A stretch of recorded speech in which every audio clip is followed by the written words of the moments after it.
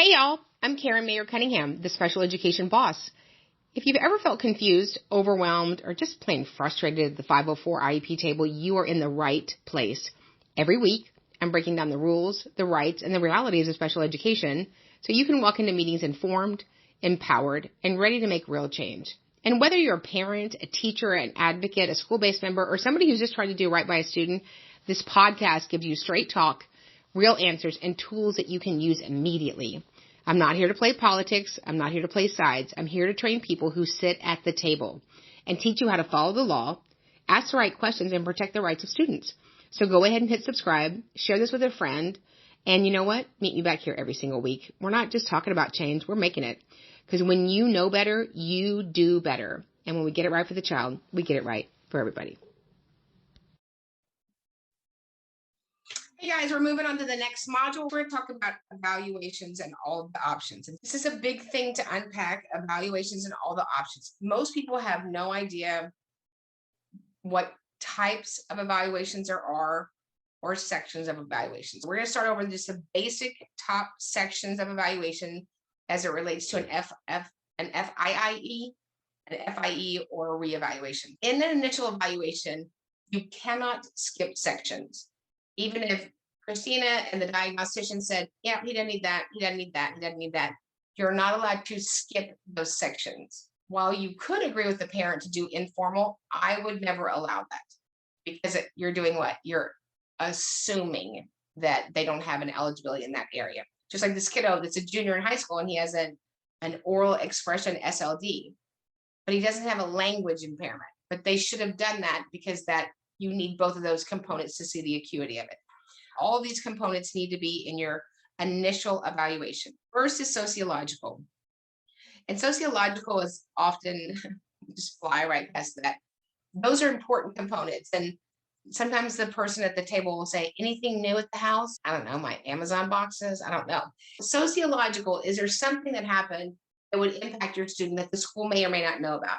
And there's lots of things that happen that impact kiddos that even parents don't realize. Losing a pet, a sibling going off to college. I had a kiddo come off the rails the other day. He's an 8th grader because his grandma died. I mean, he just was off for 4 months. Now, he didn't present like that as at home, but he was really upset and we got him counseling as a related service. So kiddos that, we had a little rainstorm called Harvey here for 21 days. And there were kids that were evacuated by boat off the 2nd story, and they're little kiddos, period, but they're kiddos with disabilities. And they had to go live in a hotel for 6 months. That hasn't left them. That was 5 years ago. They're still thinking about that. They still flip out like a cold front just came through and it's going to rain. And they say stuff like, you guys have it? Miss Caitlin, she's coughing. Do you think she has COVID? Do you think she's going to die? All of this stuff never goes away. The way you feel about something as a little kid is way different as an adult. You don't have the ability to just sort of tease that out. So make sure that when you're prepping your client or you're one of the IEP team members, give parents what that might look like. We say things like, anything impacting you sociological? I'm like, I'm not even an anthropologist. What did she say? I don't know. So you give them that information. I always say, Christina, are you having a new baby delivered to the house from Amazon? And she goes, no. Did one of the babies move out? Did one of your children get married? You give them those scenarios. Has anybody been sick for a long time? Has anybody lost a job? Those are things and that's kind of very personal, but we don't need to read it out to the whole committee, but dad hasn't had a job for 8 months. So he's home. And so while we're not talking about that, kids worry about that. Kids are worriers. And so those are important components so that we're giving them to the evaluators. If Amanda's the LSSP, during the testing, she might open that up a little bit. All those evaluators can touch on those points. So that's really important that we fill that out. Next is language. So we're going to ask for a full language evaluation to include pragmatic. And I know you guys are writing this down. We're asking for a full language evaluation to include pragmatic. Here's what we don't do. What are your areas of concern around language? That he might have an eligibility in language. Can you be more specific? Yes, when you give him the assessment, you'll find out those areas. Don't get on the hook of, we have to ask you these questions. You don't. However, when those evaluators are doing the evaluation on the student, and Miss Ronta needs to reach out to mom because she's the SLP about areas of need, then they can do that via Zoom. Parent will come up for that interview. But I don't want the parent interviewed right now in all areas in front of everybody. I want her to be able to do that privately with all the members of the multidisciplinary team, but we don't need to do that right now. Nor anywhere in the federal or state law does it say the parent has to prove the reason they need an evaluation. Because I know all of you teachers have sat in this room and you've watched somebody make a parent prove that they need the evaluation. If they couldn't prove it, then they didn't do it. Not how it works. We evaluate in areas of suspected disability. So if you kind of get on that loop, just say, well, Ronta, I'm not really sure why you want a language evaluation. Well, I suspect a disability. Okay, which one? I wouldn't know. I'm not a fancy SLP like you are, but when the evaluation's concluded, it'll either identify or eliminate. I don't know because I'm not an SLP, but I know once you've concluded your evaluation, it will either identify or eliminate. If you want to ask me more questions about that, we can do that outside of the IEP meeting, okay? But there are people that really believe you have to prove that you need testing in this area.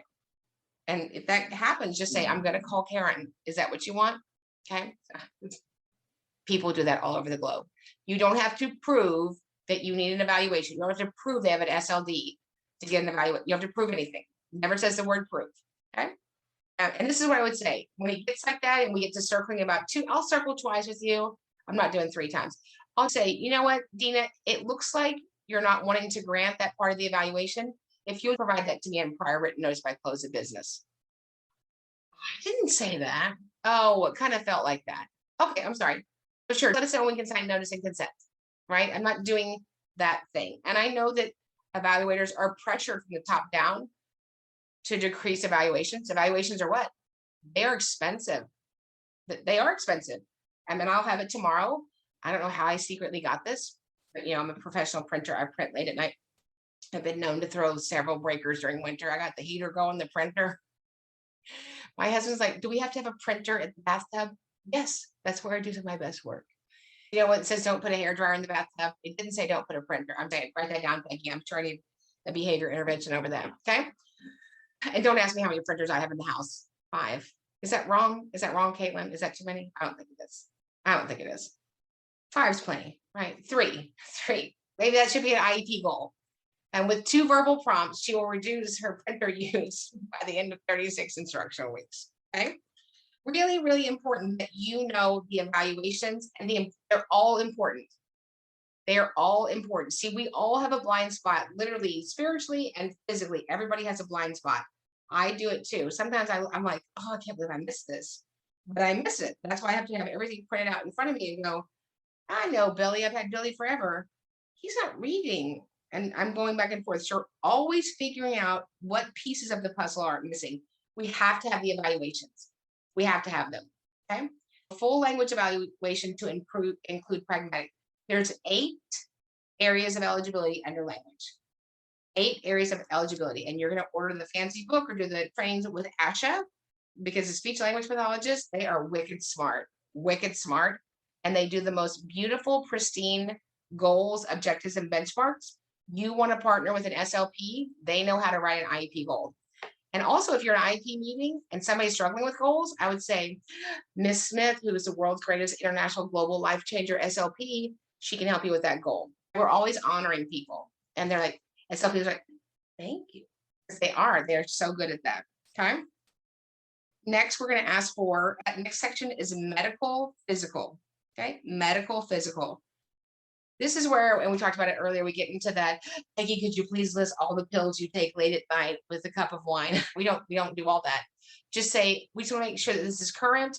Mom, Ronta, she's going to provide you just a Word document with the current medicines and dosages. Now, Ronta, is there any medicine dispensed at school? No. Any new allergies? Is he allergic to a big gluten pumpkin pie burrito? No. Does he have any food aversions? May not be an allergy, but does he have food aversions? Yeah, he doesn't. It'll make him break out in a rash if you give him a milk product. But then she might say, but that's okay. So you want to get all of that information out because that impacts him at school. I have a kiddo right now. We're in situation, and he was a trauma, he's adopted child trauma, and the parent that had him initially would make the kids sit in a circle, and that parent only would eat. And so he hoards food. He doesn't eat it, he just hoards it. And so what do we have in schools? We got a ton of food. We got food everywhere. We do food to make the moon cycles. We have a snack. We have like 52 snacks. We didn't even have we had just a piece of raw meat when I went to school. And you got it, you liked it. But now there's snacks and snacks and snacks and juice boxes. And people teach with food and they reinforce with food. And oh my gosh, you guys had the best spelling word, so you guys get 2 Jolly Ranchers. Well, we have to capture that in the section. He has a food trauma, and he'll have it for his whole life. It's like PTSD. Well, the school doesn't understand it. We have a full evaluation from the best of the best in Houston. They have no idea what we're talking about. And this kiddo was on the news, right? So those are medical and physical things that you need to describe in that section, right? And if somebody says it doesn't go in this section, could you provide me the doesn't go in this section email by close of business? I can't stand when people, it doesn't go in this section. It does today. It does today. If the student has an IHP, an individual health care plan, which you could have general ed, 504, special ed, right? You want to make sure that that information is captured in there, and that the nurse is part of coming to the initial IEP meeting, right? If Ronta is the nurse and she has severe asthma and he has an EpiPen and an inhaler, she, as a nurse, has to come, she has to read the IHP at the meeting. Nobody else can legally. The nurse has to read the IHP at the meeting. And we can let Ronta come and read it, and then we can dismiss her so she can go back to helping the other little cherubs. But she has to read that. I can't tell you how many of my kiddos have IHPs, and they're like, I think they keep that in the nurse's office. Oh my God. And so what you say at the end of the IEP meeting is, please make sure that his current IHP, his healthcare plan, is attached to the deliberations. Because we have all of this software, it's actually made us more disconnected. Sometimes the LSSP can't see the PLAF, and the special ed teacher can't see the IHP. It's all locked up. The nurse has to come to the meeting. We can release her, just like CTE reps, but she has to read the IHP. She has to ask the parent, Mom, do you have any questions? Are there any updates from the doctors? And then she can, or he can go, okay? The next section is going to be psychological. And people get really disrailed in this. So Mom, Amanda, does your son have any behavior problems? No, he hasn't been to the office. Let's not say that.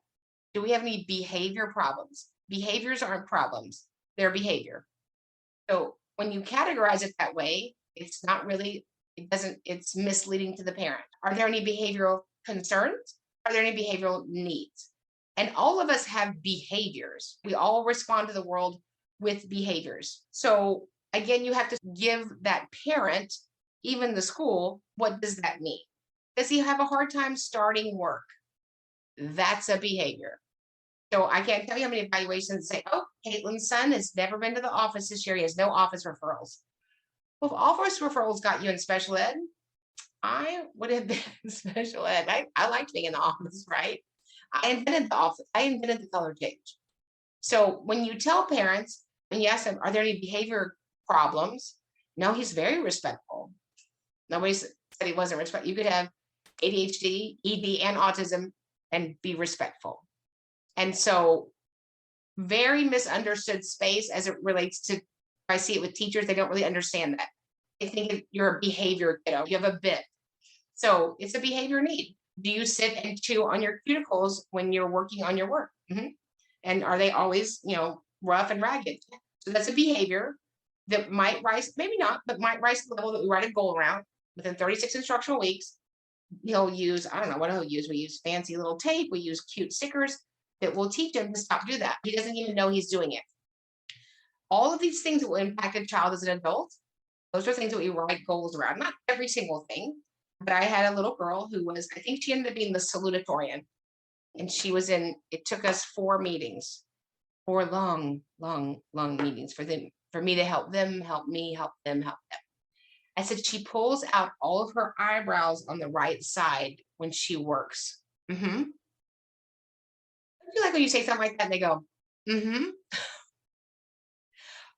Do most other people pull out their eyebrows when they work? Well, she's quirky. There it was. Don't cookie. And so that's going to impact her ability to be hired. That might impact her ability to do all sorts of things as an adult. If you hired somebody and they pulled out their eyebrows and they were bleeding half the week, would you notice that as an employer? And as an advocate, you have to say things so people can see it. Write that down. You have to say things as so people can see it. So that's why it's really important that we stop giving information, but we tell stories. Rhonda could say, "Oh, he's in the 93. His scale score was 93. His scale score was 87. His scale score was 84." That's not a story, but she could say his fluid reasoning was in 84. That's the ability with automaticity to kind of know what to do next. An example, if Ron and I went out to dinner and we're eating, and all of a sudden water comes gushing in under the baseboard, we don't just go, "Let's move to the patio." We are in a situation that we know to find somebody, we can at least make sure they go see it before we move on. And so if you're not able to explain those components and the impact for a student in a way that people can understand, people can see that scenario. Fluid reasoning is so impactful for kiddos. Do you know what to do next with automaticity? Are you the kiddo that ends up with the bad relationships because you just can't tell this isn't a good situation? And so being obsessed with the cognitive profile has taught me so much, but you have to be able to say those stories so people can see what they're hearing, if that makes sense. So for psychological evaluation, it's not good news or bad news, it's just information. And you have to do those scenarios because you've already did an intake form. You've teased all of this out and the parents have identified their needs. And they're more likely to identify those needs privately with you than they are at a table. And you probably know. Didn't you say he hits himself in the face at home if he doesn't get more time on the iPad? Okay. So those are things you have to remind them that this is what they mean. So, and we identify them because that might drive the kind of evaluations that we have. So Amanda's little boy is doing great at school, is struggling academically, but when he doesn't get his preferred way or item at home, he becomes self-injurious. Well, the school's not going to know that, but that information would drive what? In-home parent training, right? And so you have to keep telling the whole story. You're there to tell the child's whole story every time completely. Your job is to tell the child's whole story every time completely as the advocate. That's what you have to do. Because we have 5 million people involved and something has parents' attention, something has teachers' attention, something has evaluator attention. Okay. So a psychological evaluation, we're looking for many things. We're looking for eligibility consideration. And those 3 eligibilities as it relates to a psychological evaluation are going to be autism, emotional disturbance, and ADHD, right? The ones that we did in the first module. Okay. We don't, if we're integrous, we don't limit the evaluator's scope of the evaluation. And again, around these 3 eligibilities, there's much, I don't want that. I don't think I've ever had anybody say, I don't want them to have a specific learning disability in reading. But people get really upset when you say their child has autism and they don't want to believe that. They don't believe that. They don't like that. ED, oh my gosh, you got to prep them 52 different times, right? They don't like that word. They don't want that to be on that record. Yes, anxiety and depression are covered under ED. Anything in the diagnostic manual of mental disorders are going to be covered under ED. Yeah, and we're going to unpack that a little bit later too. Even ADHD, I have a lot of fathers, not anybody that will ever watch this training, and a lot of type A mothers who believe that we can just get them to stop being distractible. That's how I don't know how you were raised. We had a different behavior intervention plan. Right? So all of those things are neurological conditions. It's how your brain fires. It's not, I always tell you, this is not good news or bad news. It's just your address. It is not bad news that I live at 4707. I could live at 4902, but I live here today. I got to know where we are. I have to know that we're at 100 Elm. Write this down. This really is one of my favorite phrases. I say this in meetings. I have to know that I'm at 100 Elm and I want to go to 100 Main. But I have to first identify, I don't just get into my car without a starting place for your GPS. I have to have all this information so we know what the starting place is. People don't know what the starting place is and they just throw stuff at kiddos, academically, behavioral, and functional, and go, I don't know why it's not working, because you don't have a good starting place. And those all begin with robust complete formalized evaluations. So in a psychological evaluation, we're looking at emotional disturbance, ADHD, any of those types, and then autism, right? We are additionally asking for rating scales. I'm asking for behavior rating scales, even if he doesn't have any, right? That's going to be filled out. It should be by two teachers and a parent and that evaluator. What are his rating scales? How does he respond to his environment? How does he respond with his peers? How does he respond working with other peers? Could he do without peers? Does he take his stuff and move away? Can he co-play, or does he take his stuff and move away? Those are all rating scales about behavior. And behavior tells us everything about humans, right? If they're old enough, there are really good student interviews that can be done, really great, robust self-reports. Kiddos are wicked smart. Yeah, I don't like people. I don't like people breathing. I don't like people in the building. All right. So you want to work in a big group when you're older? No. I had this kiddo one time, he goes, I said, so, we're working on your transition supplement. What do you want to do when you're older? He goes, well, I don't know for sure, but I want to have a uniform and I want it to be air conditioned. I was like, amen, say that, but that was so good that he knew, right? So we want the teacher interviewed, we want the parent interviewed, and we want the student, if it's appropriate, to be interviewed. That way that evaluator, that LPC, that LSP can go, oh, because it's the same thing as a crime scene, right? Mom tells a story, student tells a story, teacher tells a story, and then you can see the educational impact. When we have a good student interview done, those kiddos are almost always correct as it relates to, these kids will say stuff that the teachers had no idea. Why? Because they're holding it inside. But if you ask them, yes, I have had suicidal ideation. No, I don't think anybody likes me. No, I don't know how to make friends. I feel very anxious at school.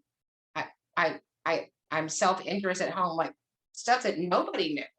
But a really good multidisciplinary team member did an appropriate, after building rapport, evaluation with that kiddo as it relates to their psychological and emotional needs. Okay. And I know Peggy's probably been around a bunch of people that do that really well. It's important. We're so behind as it comes to mental health. We just are, right? Somehow if you had a $1,200 phone and you lived in a nice neighborhood and we got Chick-fil-A, you should be emotionally calibrated. It's goofy, right? And so we don't talk about that. We don't. And hopefully one day we will begin to in a more efficient way. I think that's one of the blessings of COVID. I think there are many blessings of COVID. All of this happened because of COVID. It gave parents what I call a peek behind the curtain. And we saw teachers that are amazing and would move heaven and earth for kiddos. And then we saw teachers that should, not work with children. So, and I think it also showed parents the great product their kids were getting, the junky product they were getting. I think it showed parents, you got to get in the game too. You got to go home and work with them. What does he need? So, you want to make sure that we are doing this the correct way. Mental concerns have skyrocketed. One of my clients is a lead nurse at Texas Children's. We have really great hospitals in Houston, the best of the best when you all move here because you'll want to. And she said the increase of suicide attempts, it's like between 6 and 11-year-olds with a bottle of like aspirin or whatever, was just off the chain, just from the impact of COVID, right? We're sort of adults, maybe not all of us, but we know that things will end, right? Little kids don't know that things will end.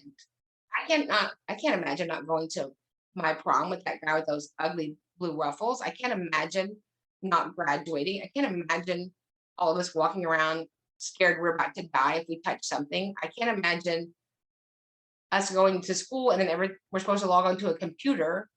So we don't have any bandwidth for how these kids have been impacted, but I think it has revealed that kiddos are greatly impacted by mental illness or dysregulation. I'm sure the teachers have seen it.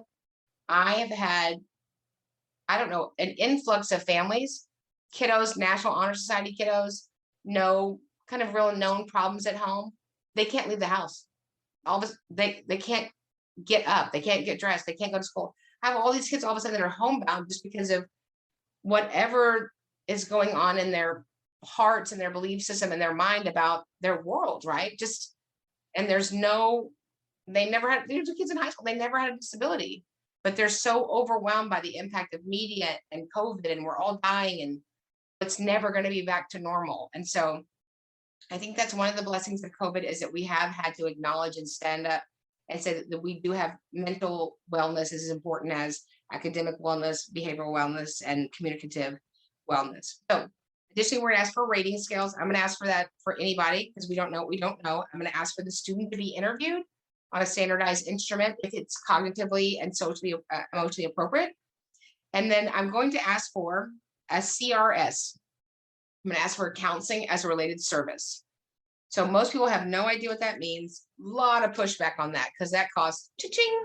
That's international noise for money. That costs a lot of money. So counseling as a related service, I call it HR at work. Where do kids go to work? At school, right? So what do we do as parents or guardians, whoever's watching that, when we open the minivan door and they get in, what do we say? We all say the same thing. How was your day?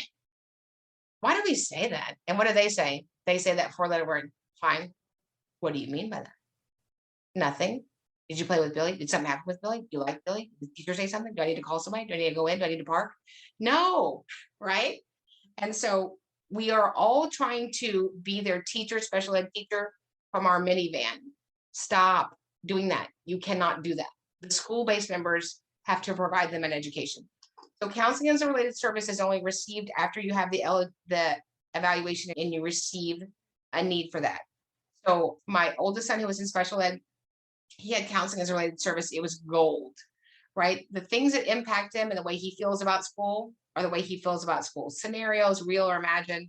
And then you write an IEP goal around that, given real or imagined scenarios, Billy in 36 instructional weeks will be able to articulate replacement choices, replacement actions as it relates to that need. There are kiddos that are impacted by their disability and they additionally need counseling as a related service that's provided by LSSP and LPC, sometimes social workers, depending on where you are in the United States. It was gold for me for my oldest child because I had stopped being married to his father. And then he married somebody else. And then I married somebody else, which my son never talked about at home, but it gave him a lot of anxiety, right? He wanted everybody to be happy. And usually divorced people aren't happy. That's why they're divorced, right? And so he would be able to talk to his counselor. Every one time she called me and she goes, it's the best thing. It's like insider trading. She goes, well, he said this weekend his stepmother got drunk and the police came and the grandbaby was there. That's all he said. I was like, okay, thank you. It gave me great information because he would be really dysregulated when he came home from his dad's, right? Or either way, or when he came back, you know what I mean? And so that has an educational impact. So she was able to say, you know what, we got to talk through that. That's how life is. You might have, settings when you're in college or work, it's all about post-secondary. So when that happens, what could you do? And so she taught him strategies around that. Like he didn't want to say anything to anybody because he didn't want anybody to be upset. So what is he doing? He's holding all the upset, which is not what we want. So we taught him that when the police come to get out your video camera. No, I'm just kidding. We didn't do that. We're going to edit that. We'll leave it in. He didn't know how to navigate that. So our job in special education, if there's an educational need, is to teach a child to navigate that.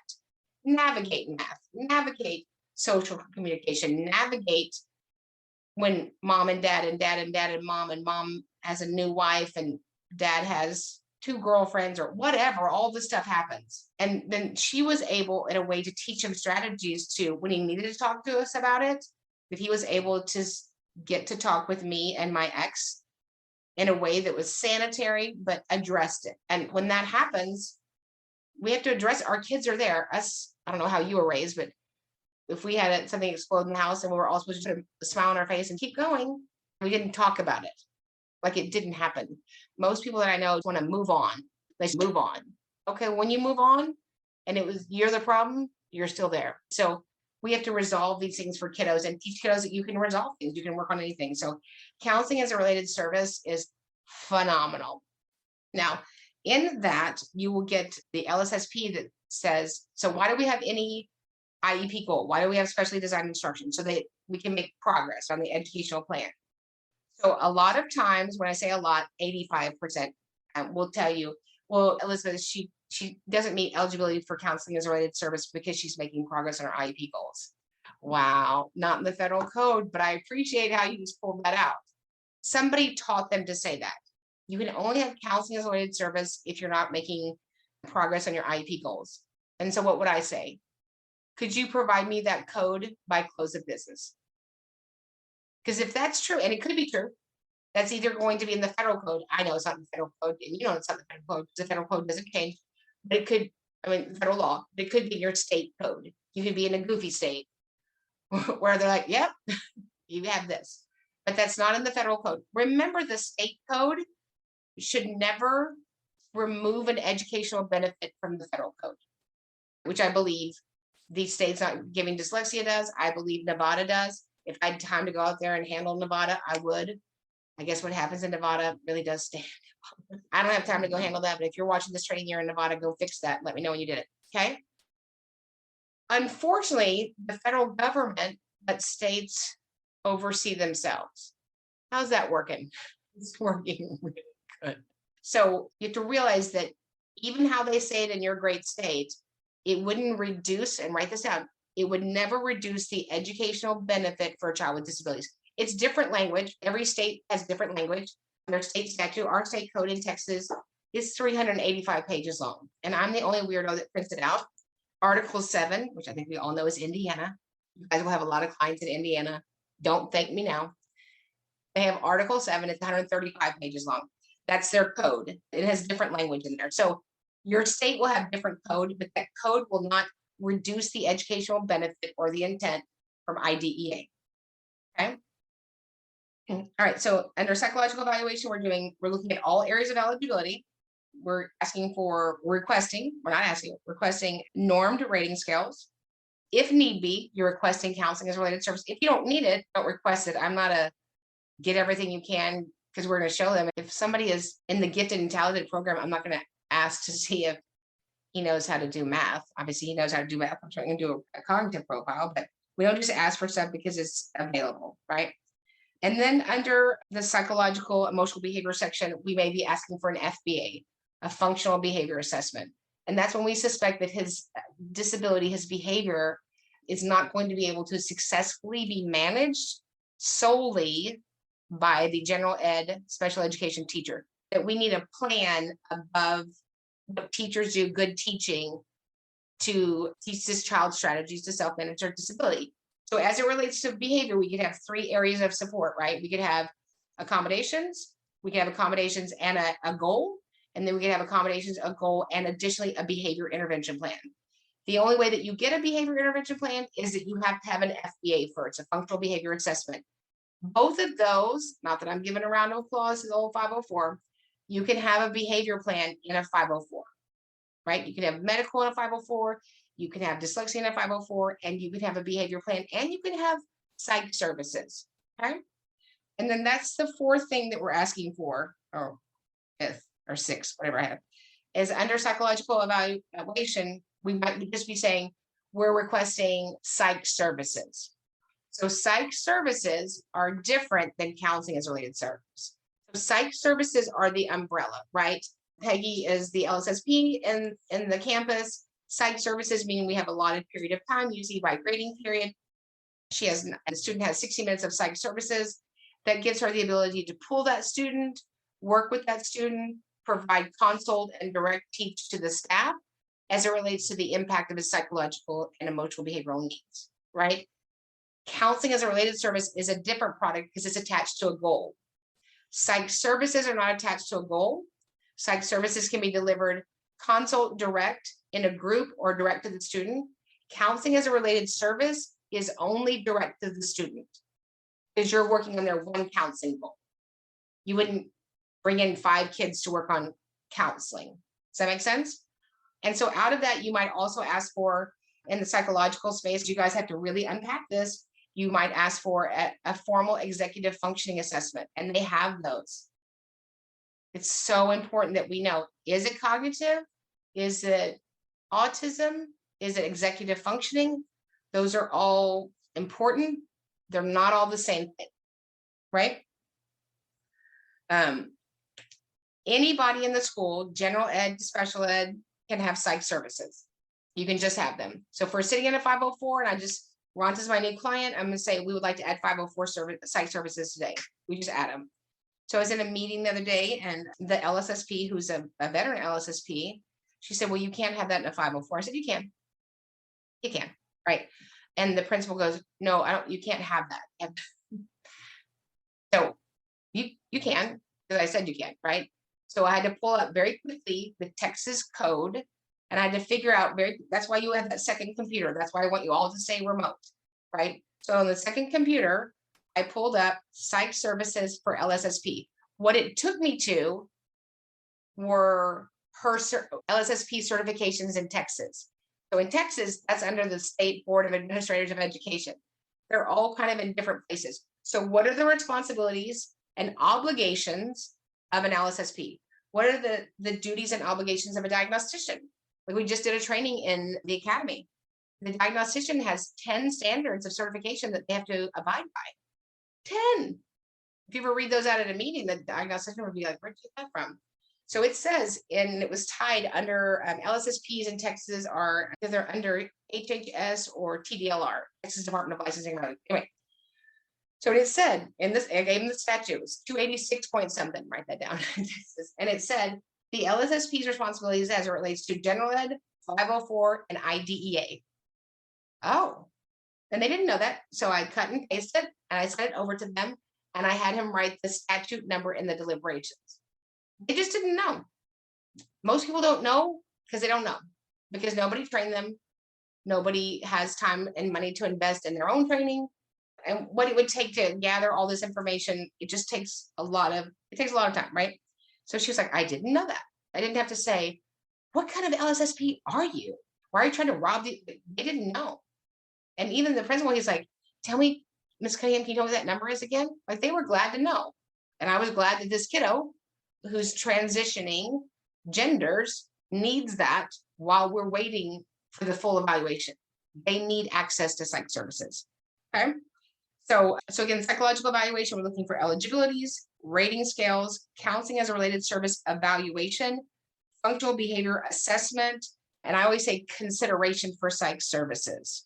Okay. So those are some pieces around the emotional behavioral. All right. Next is cognitive and adaptive behavior. Cognitive and adaptive behavior. So cognitive is measuring your, as some people would say, IQ, which I'm not a fan of that, but your cognition. It's just how your brain processes information, right? It's how you process. I always say that your cognition, your IQ is like a file cabinet, right? I've got 4 drawers, it's silver, the handles are gray, it locks, they pull out, it holds this many, whatever, right? It's set, you're not changing it. I call achievement what I can get out of my file cabinet, right? You have kiddos that have high cognition. We don't say they're bright. They have high cognition and they're C students, right? So they're having trouble with between their cognitive processes and their achievement producing that which is expected out of your cognition. So in the cognition, I'm going to ask for a formal cognitive evaluation to include all 7 Gs. To include all 7 Gs. Okay, so all 7 Gs. Most people don't know what that means, and sometimes diagnosticians don't know what that means. So it's just areas of cognitive processing. Why am I telling you that? Because it's legal for them to do different cognitive evaluations, and you might get it back with 3 cognitive processes. You might get it back for 4 cognitive processes. But the one that would have identified auditory processing or a deficit in fluid reasoning is not part of that formal evaluation. And the reason you didn't find out he had this SLD is because you didn't test in all 7 Gs. Okay. Some diagnosticians now would say that there's 8 Gs, and we're going to go over that a little bit later, but there's 7, but they've teased out long-term retrieval and long-term storage. All of those pieces are so important. And even if you're a kiddo, when you're representing somebody and they don't need eligibility for a cognitive need as it relates to an SLD, your ability, and you'll be able to after, tomorrow, to be able to communicate that cognitive profile in a way that parents understand. I can sit on a Zoom and totally explain Jennifer's child to her, and I've never seen him, never seen a video. I'd be like, so when you tell him that get the dog fed, get the leash, and put the keys on the counter, is he standing in the hall? Mm-hmm. How did you know that? if it's a cognitive evaluation. Yeah, he doesn't do good with 3-step directives, does he? So what you should do is, Jennifer, go, hey, get the dog leash and come back to me, and then I'll tell you the next thing. Sometimes our cognitive processes, we push in on an individual's cognitive process and they don't have it. Then we just keep repeating it, right? Haven't I already told you this before? Why aren't you listening? Pay attention, right? None of us have ever said that as parents, right? I know I've heard of people saying that. I would never, right? Okay. So, and as it relates to a cognitive profile, there is a great book, which I will get you tomorrow. There's a great book that talks about the 308 cognitive profiles right now. And of course, you're going to buy all of your books for $3.97 on abe.com. So abe.com is a used book warehouse, but they're books that were from libraries. So these are all library editions. So for $3.97, I don't care whose edition it is. I've gotten law books that were $300 for $4. I don't have a problem with that, right? So you're going to need these books because they're great resources. So if he has a language impairment, I'm certainly going to ask the school district, and these are, you can write these down. I'm going to let you write these down on the recording. You're going to ask the school, do you have the Leichner 3? It's a nice German word, Leichner 3, or the unit. You have the Leichner 3 or the unit. It's very rare that the school district has those. All of those tests cost what? Money, right? And we don't have no school district, even Plano, has an endless amount of money to buy every test and every protocol and every kit and then train everybody how to use them, right? So if they don't have that test, usually one of the educational centers, so we have 20 ESCs in Texas, those are educational service centers. They're sort of like little LEAs. You can get a loaner from the educational service center, right? So if you're in the Dallas area, you can reach out to Region 10 and see if the evaluator could borrow the Leichner 3 to deliver this instrument to your student, okay? All those things, unbelievably important. I don't want to just let the evaluator choose an instrument because she doesn't know him. I know him. Yeah, Partner Resource Network is really good. They don't have testing kits, but the educational, they might, I don't think that they do, but the educational service centers for sure do, right? So somebody in your state has a test kit that they could use, even if you're in a school district with 2 students in a red building, right? Okay. So I don't want you to be dissuaded by we don't have that. So the entire cognitive test is nonverbal. She doesn't say anything, the student doesn't say anything. It's fantastic, right? And then there's about 5 or 6 they're all W's. The Wyatt, the WIPC, the Westler, the WJ4, I don't know, we got on the W train, right? The KTEA, those are all pretty standard, but they provide different outcomes. They're different tests, right? So I'm going to at least ask the evaluator, hey, Tina, I know that you're the fancy schmancy diagnostician. I want to be you when I grow up. What instrument are you considering using? There's a way to say it and she's like, oh, I'll probably use the KTEA on him. Yeah, I would have thought that too. Since we're doing the WJ4 in cognition, can we go ahead and do that in achievement? Can we do that? Sure, fine. You want to tease that out at the beginning if you're ready to tease that out. If you allow the evaluator to use that instrument, it might not give you the best results, and it actually might put a kid in a self-contained room. It's really important. If I have a kiddo that's AU and low verbal and nonverbal, and I give him a WJ4, they're gonna come back and go, he has an intellectual disability. Oh, no, he doesn't. He didn't like taking your IQ test. Does that make sense? And we'll talk about those more, and you'll always have, you guys want to reach out to me always, and you'll be in the academy for at least a month. We're always unpacking that. That is an IQ test, a cognitive test. In all of these tests, we don't want a screener or a consult. Screens go in Windows. I want a formal evaluation. Again, Jennifer, if you're not going to give me the formal evaluation, that's certainly your choice. And that's the way I say it. That's certainly your choice. It's not my choice. Please provide that to me in a prior written notice by close of business. And it's not a threat. I need to know that so that I can tell Caitlin, these are your next steps. Well, I didn't say that. You kind of did. You've got to sort all that out. This is a business meeting. We get all the business done at the business meeting. If we can, and I need that deep dive, what I will do is, Christina wants evaluations. I will get the 2 evaluators on a Zoom, and I'll kind of walk through what I'm asking for. So what you have to realize is you can be the best advocate. The person doing those evaluations aren't at the meeting taking your information. and it goes into some populated software. Dina's the LSSP and Elizabeth is the diagnostician, but Cindy is the lead testing coordinator and she filled out the paperwork. They didn't sit in that meeting. They don't know him. I need to be able to at least jump on a Zoom, and evaluators are great about that, just to give me some information, right? And sometimes I'll keep the parents muted, bless their hearts. Does he have any behavior needs? No. I said, well, actually, he brought a gun to school, right? And I can say it, whereas parents wouldn't say that because they were embarrassed, right?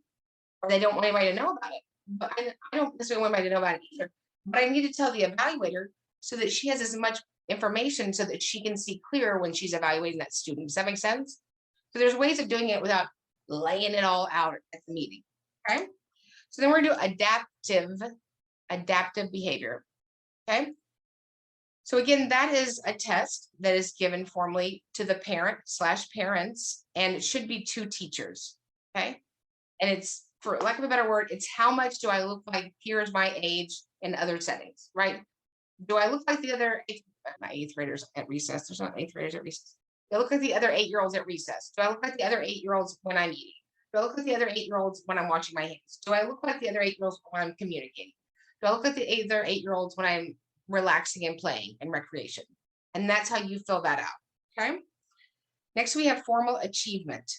Achievement, so important. So I call your cognitive profile your file cabinet. That's what's inside of me, right? How am I cooked? What's inside of me? How do I process information? Achievement is what I can get out of my file cabinet. So I have 500 clients. I'm not really smart because I go and get somebody's file. And I know where it is. I'm really smart because I put their name on the file, right? If I go out and open the file cabinets, I don't know whose file that is unless I label it. And so sometimes a lot of our cognitive deficits show up how we store stuff, right? And so achievement tells me how successful I am at using those cognitive processes, right? And so that formal achievement is going to be in the three areas: written expression, reading, and math. Again, I'm going to ask her for the most appropriate, but the most sub-tests in achievement. And sometimes you can just get, I'm reading, math, and writing. I want writing fluency, spelling. I want all of those subtests. Why? To make the district spend money? No. So I can say, hey, mom and dad, this is why he doesn't like writing, because he can't spell. See, we think it's a writing deficit, and it's a spelling deficit, right? That's why I pay for Grammarly. You all should. So, and again, even if it doesn't reach the level of eligibility, it tells me areas of need, right? So even if he doesn't meet the eligibility for a disability in the area of specific learning disability and written expression, I can tell the parents, here's the pebble in his shoe. He's not a good speller. So let's do this. Let's let him dictate his story, get it down, and then go back and edit. But if you're asking him to spell or he can't spell, it's very frustrating for him. And so our job is to communicate all of that information in a way that's palatable to all members of the IEP team. Okay. When at all possible, I like for those 2 pieces to be the same evaluation instrument. I want a WJ4 in achievement and a WJ4 in cognition and achievement. You should know that the more language rich a cognitive profile is, the lower the scores will come out.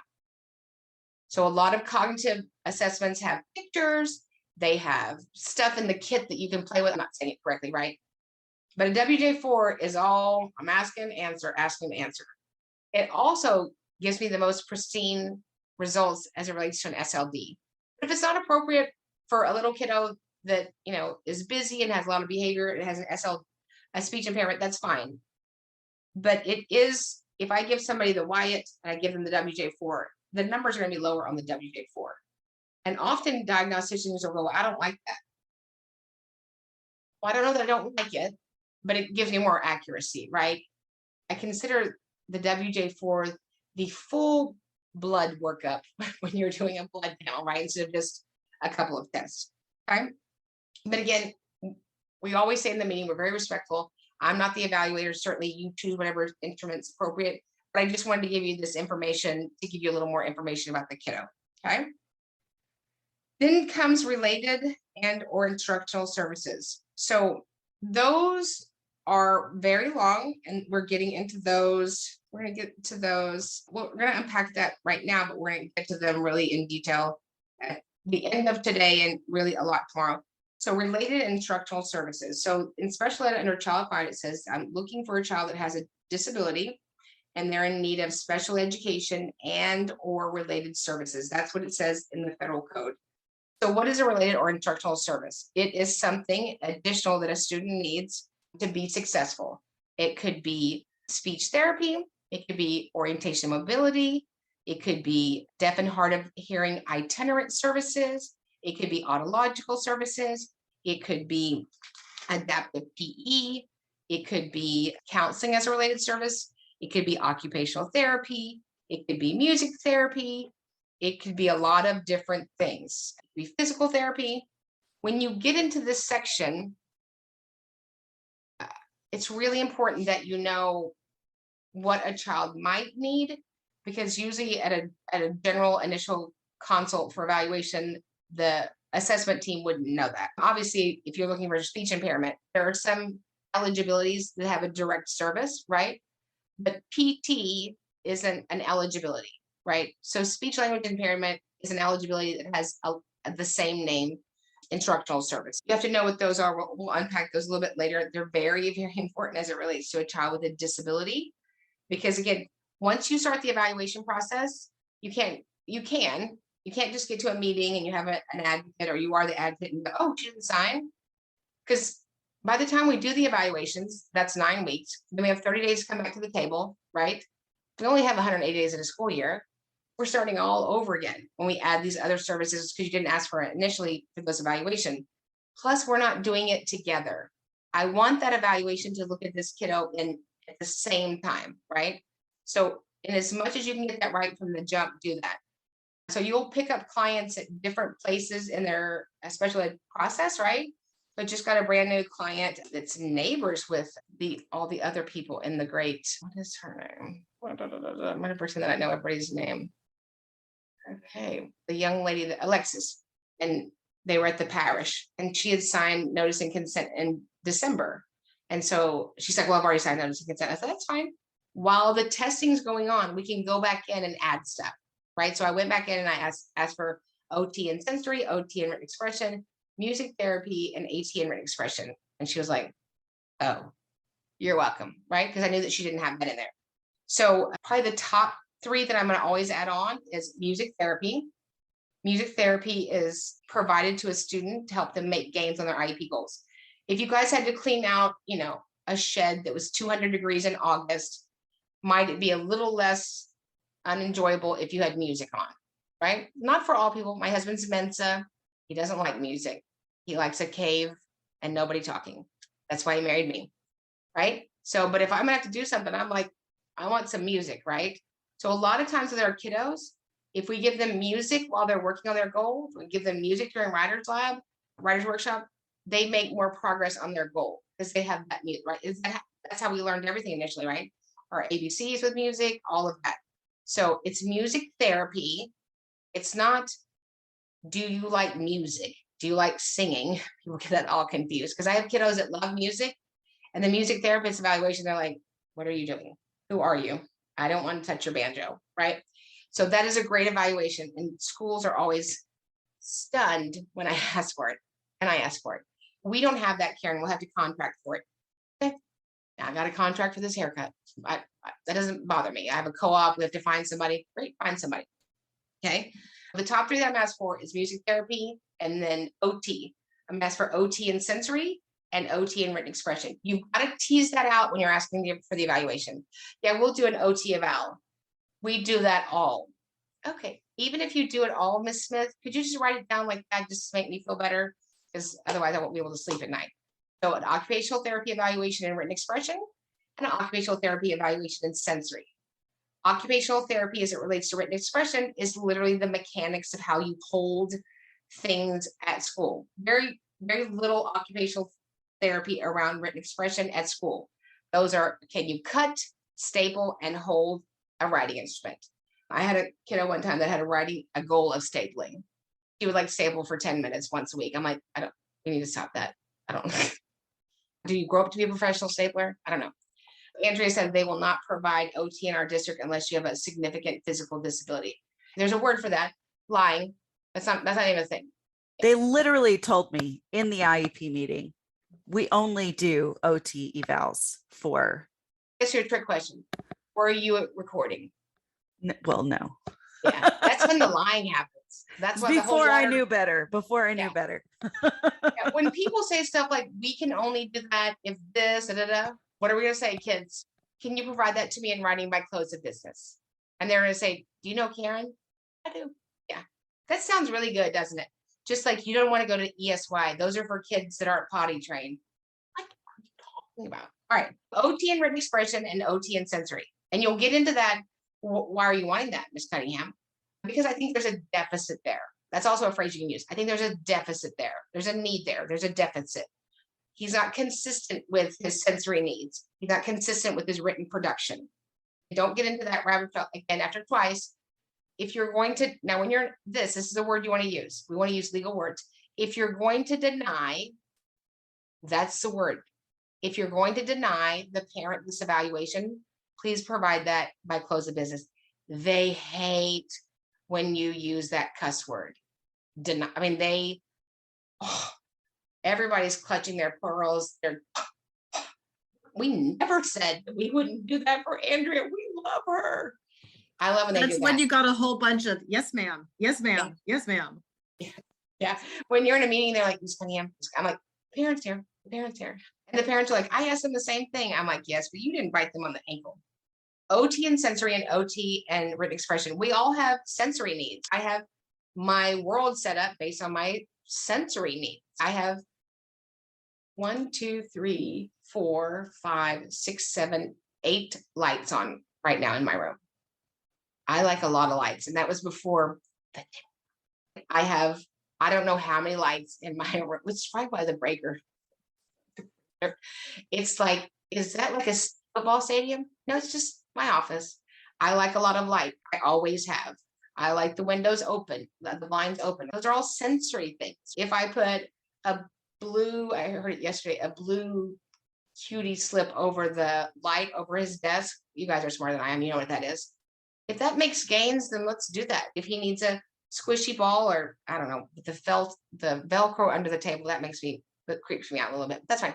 Whatever I need, I will sit in a meeting and click a pen. It's if my hair is long, I do this. Those are all sensory things. So we want to know what that is, and that impact is an educational need. I have schools tell me all the time now, I don't know why they tell me this. Yep, he's been under the desk, but he finished his work. I'm sorry, what? Yep. I mean, he gets good grades. So when he goes to work for, Walgreens, can he just be under his desk? And you have to take it in simple forms. Can he go to college and be under his desk in a class? Can he go to a restaurant and be under you have to make it simple and say a picture. Oh, what doesn't bother us, it bothers me as his advocate. And I don't care if it bothers mom. I don't care. It bothers me as his advocate, right? So that's not something that will make him post-secondary successful. Write that down. That is not something that will make him post-secondary successful. And the longer we allow it, what happens, kids? It grows. Then he gets a 4th grade teacher. Miss Amanda's like, you're not sitting at the table. Why? Because we're 4th graders in here. And you've taught him what? Learn dependency, right? Because you didn't want to be uncomfortable mitigating that. So you just left it. And then the next teacher has to deal with it. Okay. So occupational therapy and written expression, and occupational therapy and sensory. The third one I'm going to ask for, pretty standard if they're 2nd grader or higher, is assistive technology and written expression. Assistive technology and written expression. So not much today because we've all been together, but during the day I'm getting out an ink pen, a piece of paper, an envelope, and a stamp, and walking to the mailbox. No. But I'm sending letters all day long. It's assistive technology and written expression. So when you talk into your phone and make a text and then send it, that's assistive technology and written expression. So written expression is simply getting my thoughts down on paper. So if we can mitigate or build a bridge to address that deficit based on his unique needs and disabilities, we do that. If a kiddo has great language, but he has autism and can't write or can't get started, he gets stuck, let him just say, okay, so what happened was we wrote this thing and then blah, blah, blah, blah, blah, and then he has a written product. Then I can make him go back and use the mechanics and edit. But now I got it down instead of him getting stuck at the starting place and saying he can't write. He can write. He just can't do it the way you want him to do it. But he can do it this way. So assistive technology and written expression is an amazing evaluation. And the quicker we have kids keyboarding and using their technology in a way that serves them with an educational benefit, we want to do that. Okay. So that's pretty much most of them. There are other unique evaluations. If a kiddo, I'll ask for a dysphagia evaluation. So I'll have kiddos that have food and they hold it in their mouth. I'll have kiddos that choke when they drink, and those are kind of a unique situation. That's, just something that we'll go over more in the weekly academy. You can ask questions about that. But every school district has the ability to do a dysphagia evaluation. Are they impacted with food when they eat at school? And we have kids that hold food in their mouth for a very long time. That creates, obviously, if you don't eat, it affects your ability to be successful at school. Some kiddos stuff so much food in their mouth that they can, gag or whatever. And some of that is actually around dysphagia, some it's sensory. So again, since we eat at school, that's an educational need. And then there's a million other evaluations you would get based on very unique specificity of a kiddo, but those are the pretty standard ones. Usually when I get an evaluation back, it's a junkie speech evaluation with no pragmatic, light to psychological evaluation or informal, a cognitive evaluation with like 4 Gs and achievement. And then I'm like, ugh. So we want to have it right from the beginning. And if all those were not involved, you can also, when the evaluations are complete, let's say you just became involved as the advocate, or you just found out as the parent that you could add it on, you can ask for an addendum to that evaluation with these other evaluations, just an addendum. Okay. If the school hasn't done the evaluation, you're not asking for an IE on the evaluation. You can't just say, I want an IE in speech. They never did a speech evaluation. You have to they have to do the evaluation first before you ask for the IE. I don't like them. That's fantastic. They still have to do the initial evaluation for the outside evaluation. Okay. We talked about, are you in the pool? The most ridiculous thing. And I always say that I don't get in the pool. It messes up my hairdo. Is there a pool here? I didn't see a pool when I parked. And it's sort of a way of letting them know how goofy that sounds. But again, people that say that have been taught that. Hit subscribe, share this with a friend. And you know what? Meet me back here every single week. We're not just talking about change, we're making it. Because when you know better, you do better. And when we get it right for the child, we get it right for everybody.